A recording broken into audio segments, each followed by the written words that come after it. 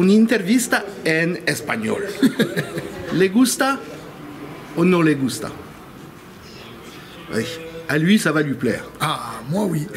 Parce que Lucas, qui est à côté de moi, est un des protagonistes d'une comédie musicale qui va se dérouler à Paris, Oui. et qui s'appelle Les Gitans.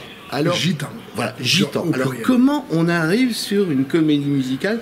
Parce que je sais que tu as fait beaucoup de scènes, on s'était déjà rencontrés il y a, on va dire, quelques années. Quelques années. Voilà, on va rester Effectivement, sur- c'est vrai. Voilà. Donc, comment on arrive sur quelque chose d'aussi important qu'une comédie musicale qui aura lieu justement dans cette salle du Oui. Théâtre Libre? Exactement. Mais ça, on arrive dans ce cas de figure-là où je me dis, bon, j'ai fait pas mal de choses. J'ai déjà fait une comédie dansée, j'ai fait beaucoup de scènes, j'ai beaucoup voyagé à travers le monde, j'ai fait des tournées aux États-Unis, etc.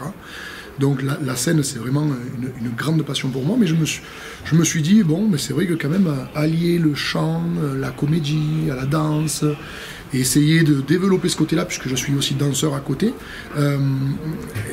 on m'a proposé tout simplement le rôle, parce qu'on cherchait une personne un peu charismatique et qui puisse jouer le rôle du papa. Et du coup, je l'ai accepté, parce que d'autant plus que de travailler dans une comédie musicale, je le fais en plus pour représenter ma communauté. Donc c'est ça que... Alors, ta communauté, Eh oui. c'est les Gitans. Moi, je suis gitan. Je suis gitan d'origine catalane, je suis français bien évidemment avant tout, mais mes origines sont gitanes et arméniennes, d'accord? Et arménien, oui. arménien. Donc, tu as un Et, côté Aznavour. C'est ça, et- c'est ça. J'ai un côté Aznavour et un côté un peu plus gitan, donc hispanique, un petit peu plus gypsy, flamenco, etc. Et c'est vrai que quand on m'a proposé ce rôle-là, je me suis dit, mais alors là, c'est le rêve absolu, c'est-à-dire jouer dans une comédie musicale, mais en plus représenter ce que je suis finalement, c'est-à-dire gitan, et cela porte le nom de la comédie musicale. Donc pour moi, c'est une évidence, quoi. Oui, et tu n'es pas papa et tu n'as pas une fille à marier. Alors, Et je t'es un peu suis jeune. papa, mais je n'ai pas de fille ni de garçon à marier. Voilà, ça c'est sûr. Bon.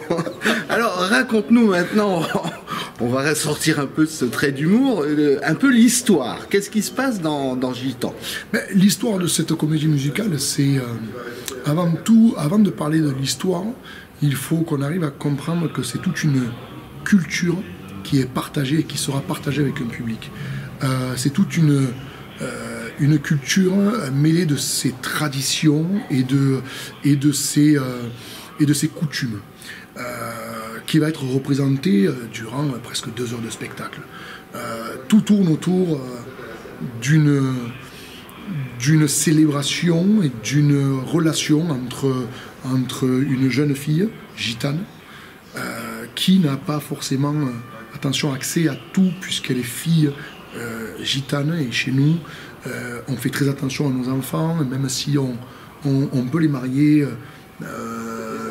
jeunes, ils peuvent se marier jeunes, on fait quand même très attention on leur donne beaucoup d'interdits parce que le monde est très dangereux et on essaie de se protéger, de les protéger.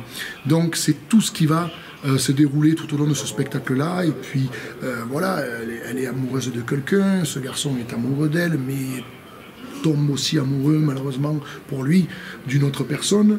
Et ça va être très compliqué. Et ça arrive, ça. Et ça arrive à tout le monde. Et bien évidemment, ça arrive aussi dans notre communauté. Donc c'est ce qui va être représenté tout au long de ce spectacle, à travers de la musique, des tableaux, de la danse, de la comédie. Et ça va être juste magique, parce que tout ce qui va être fait sur cette scène-là du Théâtre Libre va être une vérité et une reproduction sans cliché de ce que nous, on vit au quotidien. Et c'est ce qui est remarquable dans cette comédie musicale, et c'est ce pourquoi j'ai accepté aussi de jouer dedans. Bon, ben, j'imagine aussi que pour la notoriété, c'est toujours agréable de faire partie d'une troupe qui est importante, puisque vous êtes bien nombreux. On est pas mal, je crois qu'il y a bien une bonne quinzaine de personnes, il me semble. Et puis oui, Puis pour mon parcours artistique, bien évidemment, ça fait que du bien. Et puis de jouer aussi ici en France, à Paris. Moi, je suis du sud de la France. Je vais venir presque 4 mois vivre ici à Paris. Je suis pas dépaysé. Curieux, je l'entendais pas ou l'accent. Je suis pas dépaysé parce que j'adore Paris et je sais que je vais super bien me sentir. Et je sais que pour mon parcours artistique, c'est très important. Et comme je te disais tout début, en début d'interview, c'est un peu ce qui me manquait, c'est-à-dire l'accès à une comédie musicale. Parce que musicalement parlant, j'ai fait beaucoup de choses, j'ai fait pas mal de choses, il en reste à faire bien évidemment. Et au niveau de la danse aussi, puisque tu m'avais croisé à Bobino à Paris, sur une comédie dansée, d'ailleurs, d'Isis Figaro, que j'embrasse très fort. Et du coup, c'est vrai que j'avais déjà fait du spectacle dans cette direction-là, mais comédie musicale, non. Donc c'est un réel plaisir pour moi. Côté comédie musicale, est-ce que tu es fan? Est-ce que tu as des comédies musicales que tu aimes ou que tu as revues? Moi, je peux t'en citer une. Elle n'est pas connue du tout, ça s'appelle Les Misérables. J'ai dû la voir en vidéo 200 à 300 fois. Et sur scène, je l'ai vue dans au moins une dizaine de versions, dont la toute première avec Robert Hossein. C'est beau. C'est très très très très intéressant, mais je me dois d'être franc avec toi. Mais je me dois d'être franc avec les personnes qui vont regarder cette interview. Malgré que je sois chanteur et que je sois danseur, puisque je suis enseignant, professeur et danseur professionnel de danse latino, je n'ai jamais assisté à une comédie musicale. Qu'est-ce que ça te dit là? Ah ben là c'est curieux. C'est curieux. Ouais.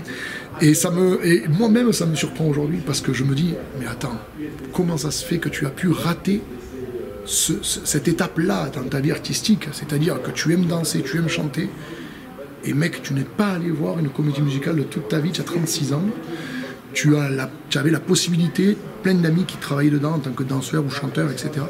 Et c'est quelque chose que je regrette aujourd'hui, mais c'est aussi quelque chose qui est intéressant pour moi parce que c'est nouveau. Et du coup, c'est une projection totale que je fais à travers cette comédie musicale et je vais donner corps et âme pour pouvoir représenter ce qu'on me demande de représenter à travers mon rôle.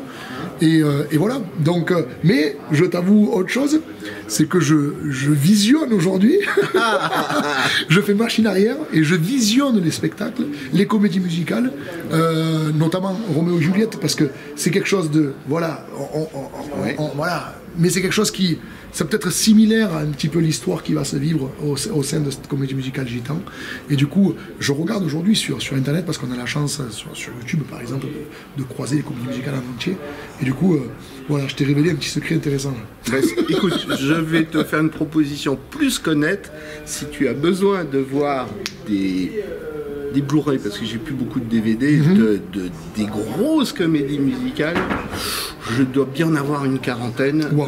Je te donnerai mon téléphone et je te prêterai mes vidéos. Il faut le faire vite parce que d'ici janvier, c'est demain. Non, mais on travaille fort pour ça. Et je suis en admiration devant les vidéos des comédies musicales pour justement rattraper ce temps perdu. Et on se doit d'éduquer le cerveau et le corps à travers. Eh bien, merci. Et je sais pas comment on dit. Ça se dit pas en français, bonne chance. Donc, alors en France, en espagnol, suerte. Voilà. Suerte. En espagnol, c'est suerte. Suerte. Voilà. En français, on va dire voilà. On le dira pas. Oui. Mais en espagnol, on ne dit pas de gros mots comme ça pour de dire ça porte malchance, de dire bonne chance. Donc, mais non, on dit suerte. Suerte, ça se dit. Suerte, mi amigo. Gracias. De nada. Ah oui, je commence à parler espagnol maintenant.